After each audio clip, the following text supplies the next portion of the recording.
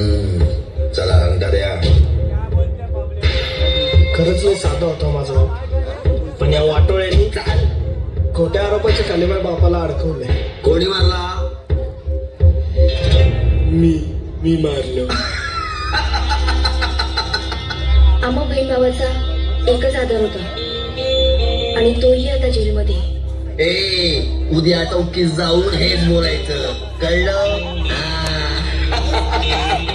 ग्रामसभेत योजना गावात येऊन सुद्धा गावातले रस्ते काही बनले नाही आणि त्याच रस्त्याने माझ्या बहिणीचा घात केला. या सरपंचाबद्दल माझ्याकडे भरपूर कंप्लेंट आलेल्या आहेत, पण यांच्या पाठीवर बऱ्याच मोठमोठ्या राजकारणी लोकांचा हात असल्यामुळे मी आता अशा परिस्थितीत तुमची कुठल्याही प्रकारे मदत करण्यास हतबल आहे. तुम्ही एक काम का नाही करत? तुमच्यापैकीच कुणीतरी येत्या निवडणुकीला उभे राहा आणि या निवडून संपवा या भ्रष्टाचाराला.